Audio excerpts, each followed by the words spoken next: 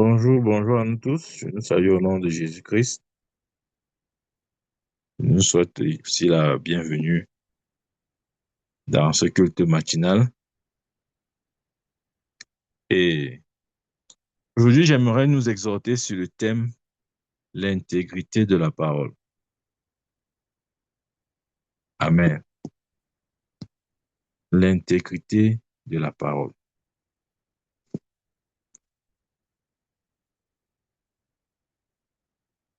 Le dictionnaire définit l'intégrité comme état d'une chose qui demeure intacte et entière.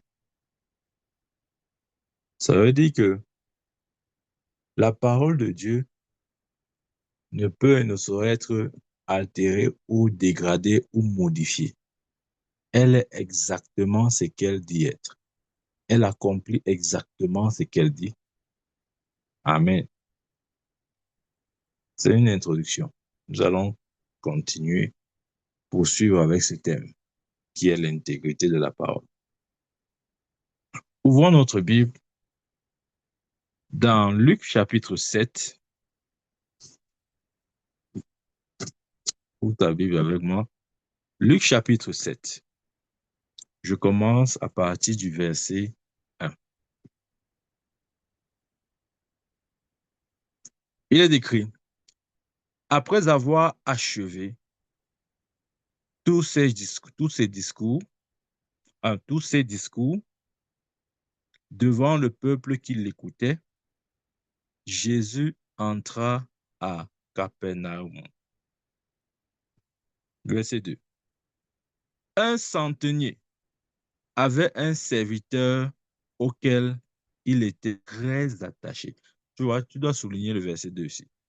Un centenier avait un serviteur auquel il était très attaché et qui se trouvait malade, sur le point de mourir. Amen. Voilà, des fois, dans notre vie, nous avons aussi soit des personnes ou des choses comme ça. Ouais, tout ce qui est proche de nous est généralement victime des attaques de l'ennemi. Amen. Parce que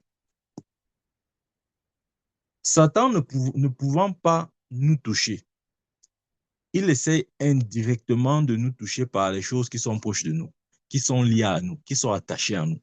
Amen.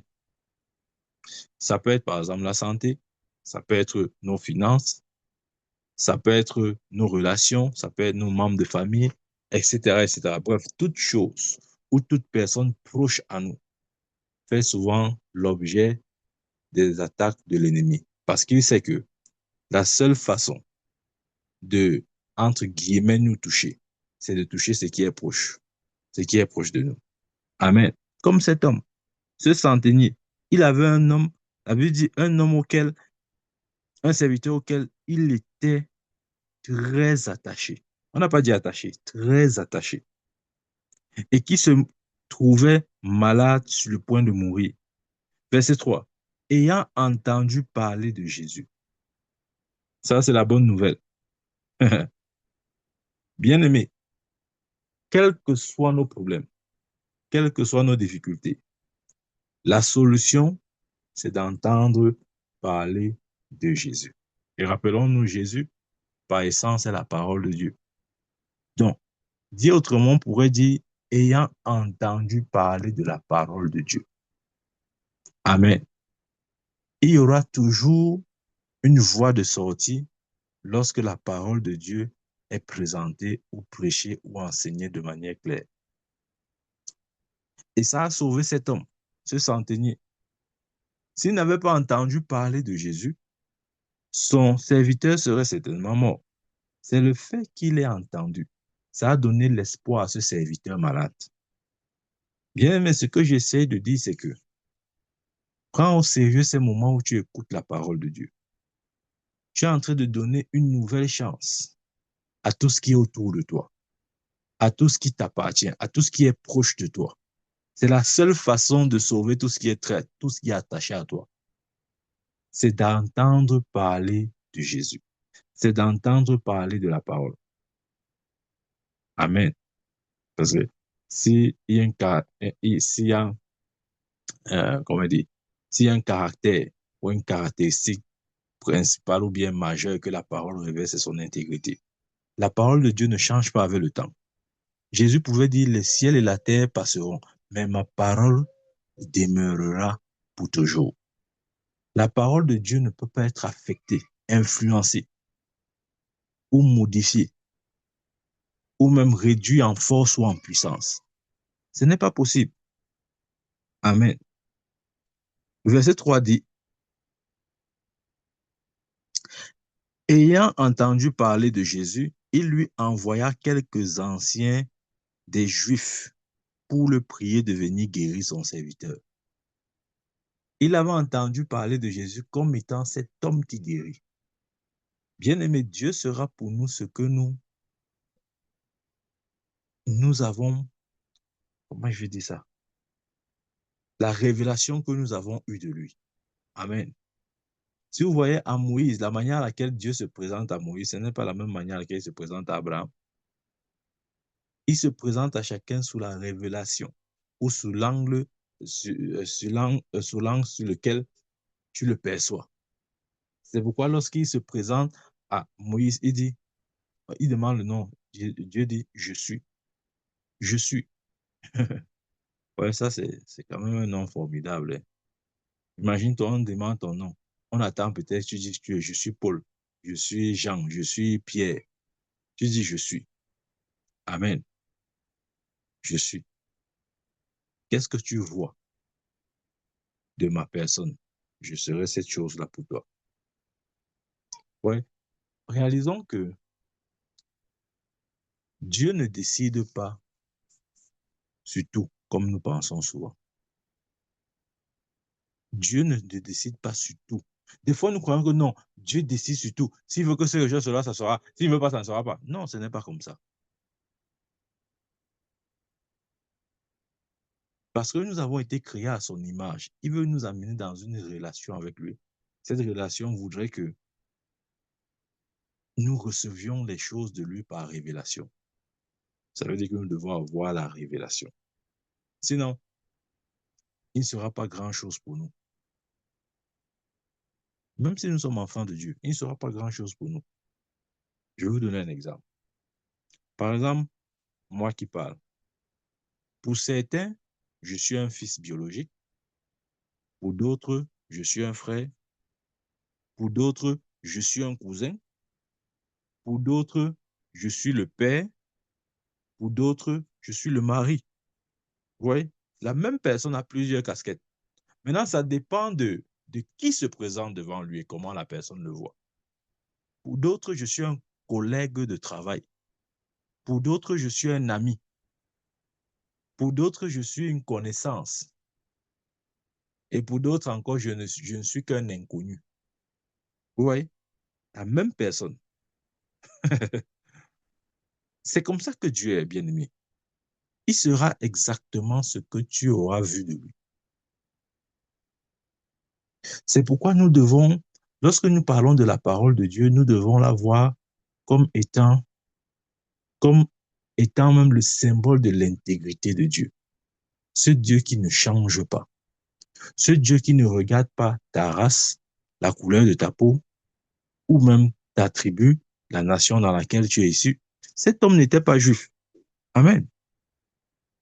Le centenier n'était pas juif. C'était pas un juif. La suite du verset nous fera voir ça clairement. C'était pas un juif. Mais la parole a agi indépendamment de sa nationalité. C'est ça l'intégrité de la parole. Ça ne regarde pas en disant, hey, c'est un juif. Non, non, non, ok, bon, comme c'est un juif, je vais agir. Ah bon, regarde, celui-ci est juif. Non, il n'est pas juif. Non, non, non, je ne veux pas agir dans sa vie. Non. Des fois, nous pensons que Dieu est comme ça. Il est comme nous. C'est-à-dire, je vous dis comment parfois nous faisons. Nous regardons la tête des gens avant d'agir. Si ta tête t'énerve, on t'aide. Si ta tête me plaît, je t'aide. Vous voyez ces choses-là, on croit que Dieu est comme ça. Dieu n'est pas comme ça. Dieu n'est pas comme ça, surtout quand il s'agit de sa parole. Sa parole est, regardez, Vous savez pourquoi les Égyptiens sont morts, les enfants des Égyptiens? Ils sont morts parce que ils ne se sont pas soumis à la parole de Dieu. Ce n'est pas parce que Dieu voulait forcément les tuer. Il y avait une loi. La parole avait été prononcée par la bouche de Moïse, venant de Dieu. Il a dit, mettez le sang des taureaux, des boucs sur les poteaux et les linteaux des portes. Comme ça, lorsque l'ange de la mort viendra, il passera par-dessus. Il ne s'arrêtera pas dans vos maisons. Quand Moïse a donné cette instruction, je vous dis, en Égypte, en ce moment-là, il y avait 3 groupes de personnes. Les gens pensent que non, en Égypte, il n'y avait que les Juifs et les Égyptiens. Non. Amen. Il y avait, si vous voulez, il y avait plusieurs nations, mais regroupons ça en 3 groupes. Il y avait 3 groupes de personnes. Il y avait un côté les Égyptiens, deuxièmement, les, les Juifs, c'est-à-dire Israël, et enfin, des autres nations. Comment je sais? Lorsque ils sont sortis d'Israël, ils sont sortis d'Égypte, la Bible dit qu'une multitude est sortie avec eux, avec les Juifs. Donc, ça veut dire qu'il n'y avait pas que les Juifs en Égypte en ce moment, il y avait d'autres nations. Mais la Bible ne dit pas que un enfant, les enfants de ces autres nations-là, parce que l'ange de la mort venait prendre les premiers-nés depuis les hommes jusqu'au bétail. On n'a enregistré aucune mort du côté des autres nations. Pourquoi est-ce que l'ange de la mort n'a pas tué les enfants de ces autres nations, puisque le châtiment, le jugement était sur l'ensemble du territoire de l'Égypte? Mais pourquoi ça a épargné la vie de ces enfants? Parce qu'ils se sont soumis à l'autorité de la parole de Dieu. Et cette parole disait, mettez le sang, les poteaux, mettez le sang sur les poteaux et les linteaux. Ce que j'essaie de dire, c'est que si les Égyptiens suivaient cette instruction, il serait impossible à l'ange de la mort de tuer leurs enfants. Parce que la parole de Dieu, c'est l'intégrité de Dieu. Amen. Il a dit la protection est pour ceux qui mettent le sang sur les poteaux et les linteaux. Ça n'avait pas, c'était pas, comment il dit, ça ne regardait pas ta nationalité, de quel peuple tu es. Non, c'est une instruction. Les autres nations qui ne sont pas des Juifs et qui ne sont non plus des Égyptiens ont écouté ça, ils ont cru en la parole. Ils ont été préservés. La preuve, la Bible ne dit pas que eux là, il y a eu la mort, il y a eu des cas de décès enregistrés dans le camp. Absolument pas. Ils ont été préservés au même titre que les Juifs. Ça nous enseigne une chose. La parole de Dieu a un caractère, comment il dit ça, est, est intègre, c'est-à-dire la parole de Dieu ne change pas.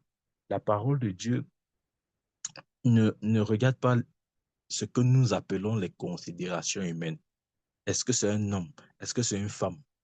Est-ce que c'est un juif? Est-ce que c'est un non-juif? Non. Ça fonctionnera toujours pour ceux qui mettront leur foi en elle. Amen. Verset,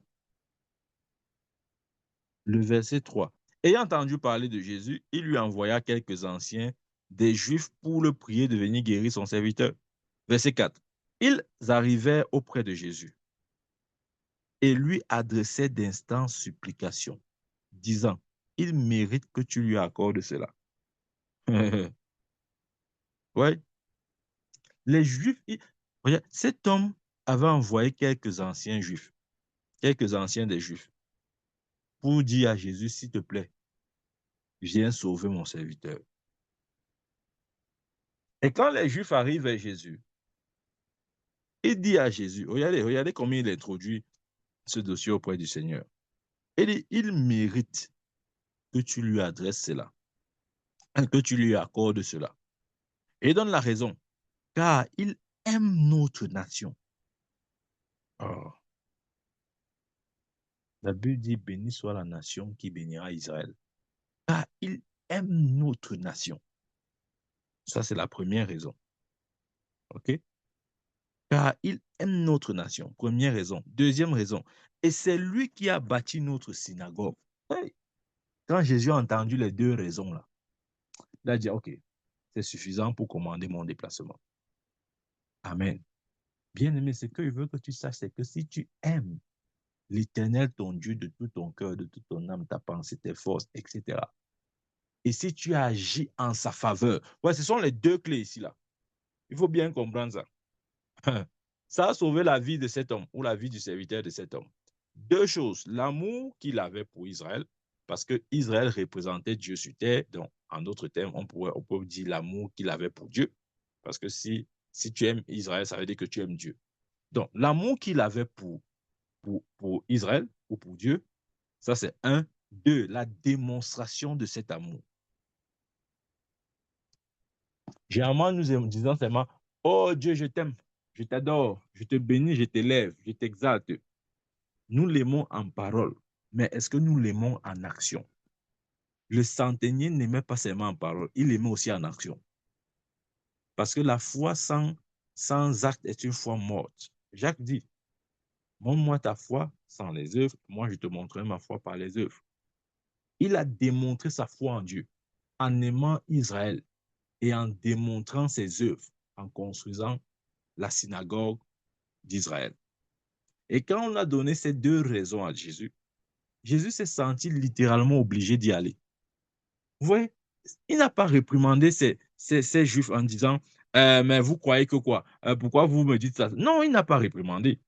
Il n'a pas dit est-ce une raison pour moi d'y aller? Non, c'était une raison. Bien aimé, je veux te dire, Dieu nous demande et Dieu n'attend de nous que deux choses, l'amour et la démonstration. Jean 3,16. Car Dieu a tant aimé le monde qu'il a donné son Fils unique. Ouais? Il a aimé, la preuve qu'il a aimé, c'est qu'il a donné. Le centenier a aimé Israël et la preuve qu'il a aimé Israël, c'est qu'il a construit la synagogue.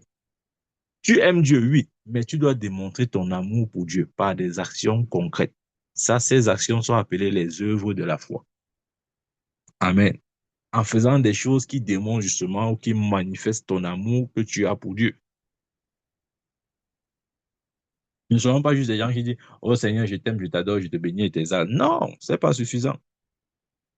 La foi sans les œuvres est une foi morte. Tu dois maintenant montrer les œuvres de ta foi pour qu'elles soient validées. Et cet homme avait les œuvres de sa foi. Sa foi parlait en sa faveur. Et son serviteur a bénéficié d'une telle foi. Et je prie au nom de Jésus que tous ceux qui sont proches de toi, tous ceux qui sont très attachés à toi, puissent bénéficier de ta foi. Tout ce qui est très attaché à toi, je parle dans ta vie et hors de ta vie. Tout ce qui est attaché à toi, que toute chose très attachée à toi puisse bénéficier de ta foi. Au nom puissant de Jésus-Christ. Amen. Ouais, il dit ici, il mérite que tu lui accordes cela, il donne la raison, car il aime notre nation et c'est lui qui a construit notre synagogue. Jésus étant allé avec eux, n'étant guère éloigné de la maison, quand le centenier envoya des amis pour lui dire, Seigneur, ne prends pas tant de peine, car je ne suis pas digne que tu entres sous mon toit. Je ne suis pas digne, ne te donne pas autant de peine, je ne suis pas digne que tu entres sous mon toit. Verset 7. C'est aussi pour cela que je ne me suis pas cru digne d'aller en personne vers toi. Vous voyez, cet homme était humble. Je veux vous dire, il y a beaucoup de choses à dire sur ce passage. C'est-à-dire, le centenier, c'était quelqu'un de humble. Non seulement il était humble, c'était quelqu'un rempli d'amour et de foi aussi, même comme il n'était pas juif. C'est ce qu'il dit ici. Je ne me suis pas, car je ne suis pas digne que tu entres sous mon toit. Et c'est aussi pour cela que je ne me suis pas cru digne d'aller en personne vers toi. Mais dis un mot. Il avait compris la puissance de l'intégrité de la parole. Mais dis un mot et mon serviteur sera guéri. Voyez? Comment un non-juif peut parvenir à cette compréhension alors que les juifs n'avaient jamais compris la puissance de la parole? Le centenier savait que la parole de Dieu est égale à Dieu. Autrement dit, la présence physique de Jésus n'est pas nécessaire quand sa parole est sortie. Mais aujourd'hui, nous sommes tellement charnels que même quand Jésus se manifesterait, on peinera encore à croire. Cet homme n'était pas juif. Moi, je me demande qui lui a enseigné la foi. Qui lui a enseigné la foi au point où il puisse manifester une si grande foi. Nous allons lire la suite du verset. Même Jésus a respecté la foi de cet homme. Il a dit même en Israël, je n'ai pas vu une si grande foi. Il a été enseigné par qui? Qui était son professeur, son enseignant de la parole, pour qu'il puisse manifester une si grande foi? Amen. Mais dis un mot et mon serviteur sera guéri. Dis un mot. Un mot. Je vais vous dire, si c'est nous, hein, si on était à la place du centenier ici, voilà ce qu'on devait faire. Hey, Jésus, tu es venu, bienvenue. Oh, vraiment, tu sais que c'est toi qu'on attendait. Pardon, viens vite, entre vite avant qu'il ne rende son dernier souffle. Pardon, viens, viens, viens. Marche vite, marche vite. Tu ne marches pas vite comme ça, il va mourir. Viens, viens, non. Viens, hey, Jésus, on t'attendait. Voilà, voilà, ce sont nos choses là-bas. Amen. Si c'était nous, bien-aimé, j'ai envie de te poser une question et je me pose la même question. Est-ce qu'à la place du centenier, j'aurais pu parler de cette manière?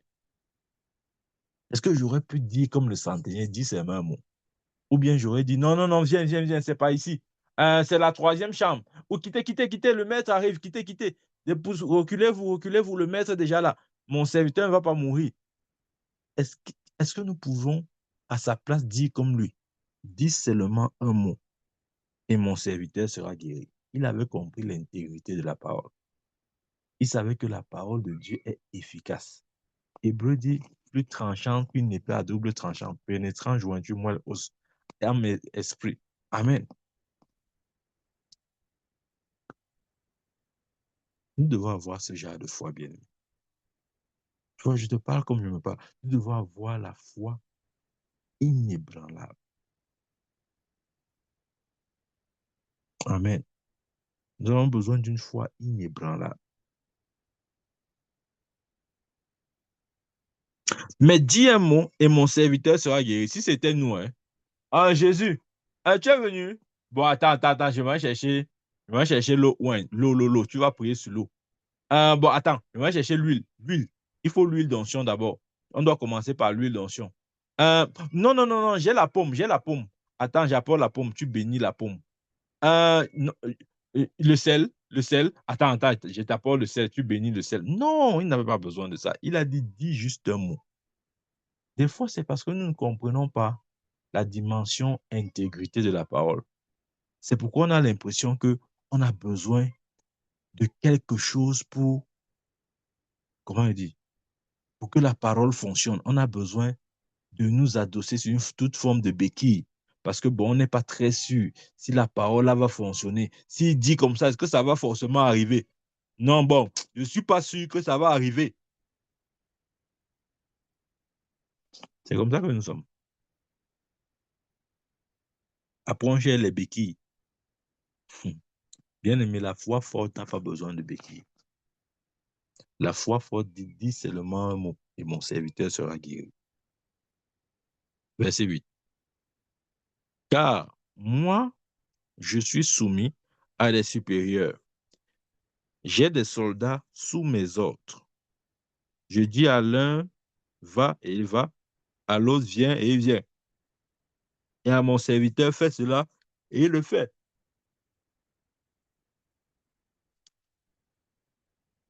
Ouais, je crois qu'une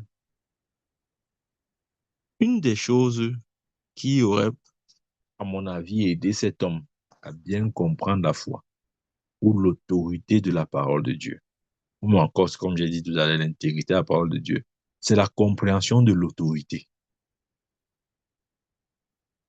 Parce que si nous ne comprenons pas l'autorité, nous n'allons pas comprendre l'intégrité de la parole de Dieu. Quand il dit, regardez la raison qu'il donne ici là.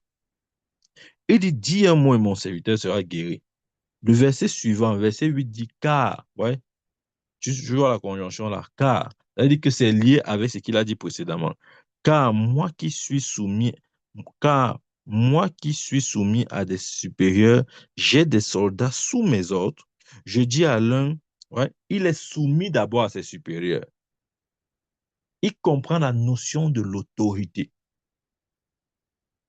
Ouais, les chrétiens qui ne comprennent pas la notion de l'autorité, la parole de Dieu ne sera jamais efficace dans leur vie. Parce que pour qu'elle soit efficace, il faudrait que nous comprenions la notion d'autorité.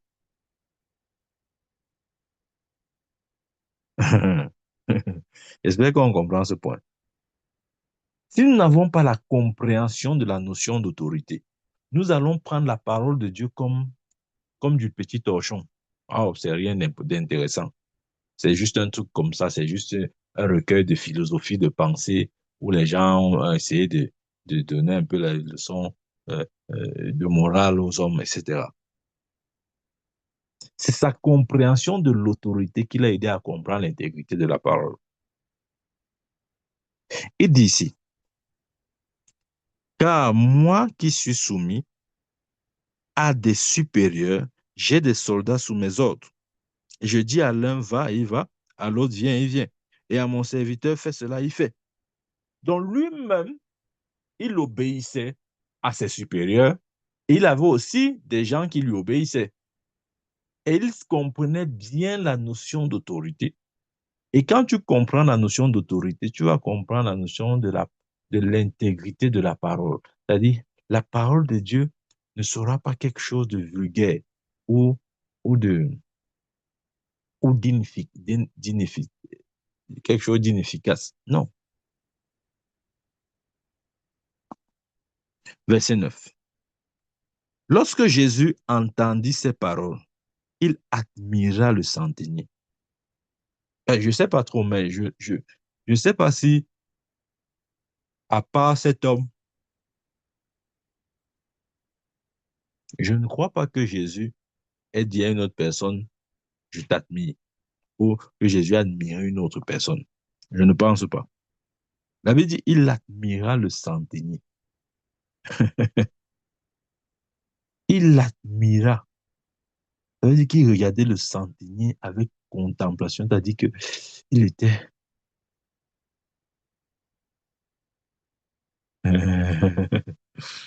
Oui, il l'admira.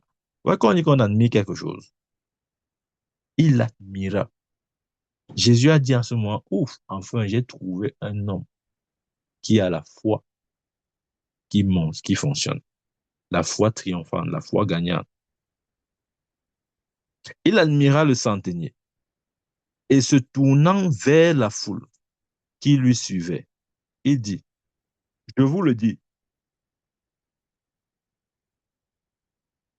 même en Israël, je n'ai pas trouvé une aussi grande foi. Même où en Israël, là où la parole de Dieu est sortie, là où la parole de Dieu est sortie, il dit, je n'ai pas trouvé une si grande foi. Ouais, la parole de Dieu ne regarde pas, ne considère pas les facteurs, euh, comme j'ai dit tout à l'heure, euh, euh, géographiques. Est-ce que tu es Israël en termes de territoire? Est-ce que tu appartiens, tu es du peuple d'Israël? Non, non, non. Ça n'a pas besoin de ces éléments, de ces facteurs pour fonctionner. Ça a juste besoin d'une foi inébranlable. Cet homme n'était pas juif. Il n'était pas juif. Amen. Et Jésus donne un bon témoignage concernant sa foi. Il dit, même en Israël, je n'ai pas vu une aussi grande foi. Amen. Le verset 10. De retour à la maison, les gens envoyés par le centenier trouvaient guéri le serviteur qui avait été malade. De retour à la maison, le serviteur était guéri. Bien aimé, c'est pour nous dire que la foi triomphe toujours. Si nous réussissons à mettre tout notre espoir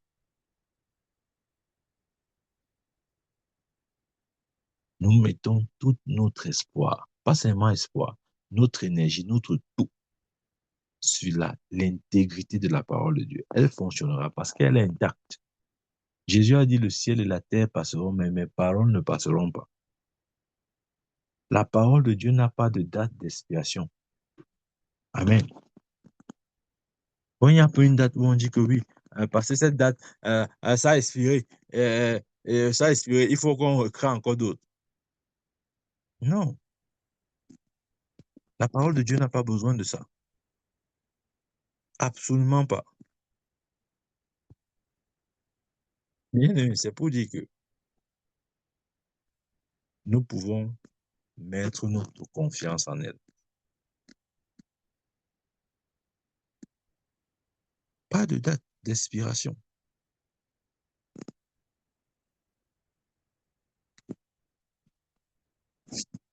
Aujourd'hui, tout ce qu'on fabrique a une date d'expiration. Tous les produits, même pour les produits alimentaires, c'est grave. On fait le lait, on dit 3 mois. Après 3 mois, on déconseille de boire parce que on se dit que ça pourrait déjà être, enfin, chimiquement parlant, il pourrait déjà avoir des enzymes qui pourraient occasionner d'autres maladies, ces choses-là. Mais la parole de Dieu n'est pas ça, bien mieux. Elle est intacte. Elle a parcouru des millénaires. Elle est restée intacte. Elle est restée vraie, inébranlable. Elle n'a pas changé. Elle fonctionnera toujours. Mais elle fonctionne uniquement dans la vie de ceux qui la voient, dans son caractère intègre. Cette parole qui ne change pas. Cette parole qui ne regarde pas la couleur de la peau pour agir.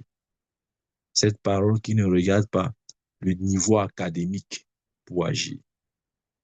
Ouais, si la parole de Dieu regardait le niveau académique pour agir, les pierres ne devaient pas être qualifiées. Parce que la Bible est présente comme les gens, avec les gens, l'expression c'est quoi? C'est euh, les gens ayant, comment dire, n'ayant pas fréquenté. C'est-à-dire, l'expression ne me vient pas là comme ça. Là. Ayant une instruction réduite, limitée. Parce que justement, c'était que des pécheurs. Mais nous savons comment cette parole a été efficace dans la bouche de Pierre. Peu d'instructions, mais la parole de Dieu était efficace dans sa bouche. Au point où, dans Actes chapitre 3, 4, il pouvait prêcher et une multitude vient à Christ après une seule prédication. Sans micro, sans bave. Sans micro, sans bave. 5000 personnes en une prédication. Parce que la parole de Dieu est intacte. La parole de Dieu est intègre. La parole de Dieu ne change pas. Elle agira toujours bien. Ne laisse pas le diable te faire croire que, oh non, c'est parce que tu n'es pas blanc. Oh non, c'est parce que tu n'es pas de la descendance d'un certain grand homme de Dieu. C'est pourquoi la parole de Dieu n'agit pas. Il faut corriger ces choses-là. Les gens pensent que non. Si j'étais le petit-fils de Renard Bonquet, voilà, là, il devait être vraiment, la parole de Dieu devait agir dans ma bouche. Si j'étais même le neveu, même pas le fils, si j'étais même le neveu de Pasteur Christ, non, ça devait agir. Non, si j'étais même un des descendants de Washmani, voilà, ça devait agir. Si j'étais le neveu même de Yongisho, David Yongisho, ça devait agir. Absolument pas. Il y a d'autres qui croient que non, ça n'agit pas parce que ce sont les fondations. Les fondations de ma famille me combattent. Pourquoi les fondations de cet homme-là, du centenier-là, pourquoi ces fondations-là ne l'ont pas combattu? Pourquoi? Je ne sais pas si on comprend ce qu'il veut dire. C'est-à-dire, arrêtons de ces excuses banales. On veut justifier notre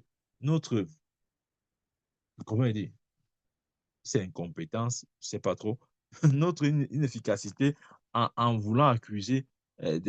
On cherche un bouc émissaire là. On dit oui, c'est parce que vraiment ma vie n'avance pas parce que c'est pas. Non, non, non, non, non. Non, fatiguons-nous aussi. Arrêtons de dire ça, fatiguons-nous. Non, mon prophète, tu ne comprends pas. C'est parce qu'il y a les fondations familiales. C'est pourquoi ma foi ne peut pas être une grande foi. Cet homme n'était pas juif. Il n'était pas juif. Peut-être tu ne sais pas ce que ça veut dire. Quand tu n'es pas juif, ça veut dire que soit tu adores d'autres dieux, ou bien soit ta communauté adore d'autres dieux, soit pour toi, il n'existe pas Dieu du tout. Donc, que ce soit l'un comme dans l'autre cas, il pouvait avoir, enfin, on pourrait aussi, comme on aime bien faire, prendre des prétextes de ce genre. Que vraiment, c'est parce que mes grands-pères, mes grands-parents adoraient les idoles, c'est pourquoi ma foi ne peut pas être efficace. Non, mon prophète, tu ne comprends pas, c'est que, fatiguons-nous. Pourquoi les idoles de la maison de son père ne l'a pas empêché de manifester la grande foi? Je parle du centenier. Ouais, il y a des mensonges comme ça que nous entretenons et nous restons dans ce statut de bébé et où justement la parole de Dieu n'est pas efficace ni dans notre bouche, ni même dans nos actions parce que nous sommes entourés des mensonges et nous nous nourrissons de ces mensonges. Bien aimé, les fondements de famille ou de sorcellerie n'a pas pu empêcher le centenier de manifester la grande foi. Toi, tu es né de nouveau. Hein. Je parle de quelqu'un qui n'était pas né de nouveau. Toi, tu as fait que tu es parvenu à la nouvelle naissance. Tu n'as pas seulement fait la nouvelle naissance, tu n'as pas seulement franchi la nouvelle naissance. Tu as dépassé la nouvelle naissance. Tu as atteint au niveau tu as reçu le Saint-Esprit. Tu n'as pas seulement reçu le Saint-Esprit, tu parles en langue. Mais tu finis de faire tout ça. Tu viens maintenant te dire que tu n'es pas efficace parce que les fondements te combattent. Alors que cet homme qui n'était pas juif, ou aussi dans notre langage, qui n'était pas chrétien, n'a pas pu être arrêté par les fondements de famille. Mais toi, tu es là, oh Seigneur, c'est mon prophète, c'est mon prophète.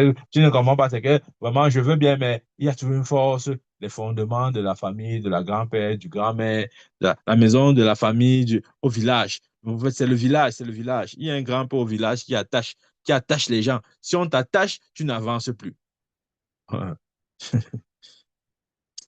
Je parle, mais on devrait pleurer.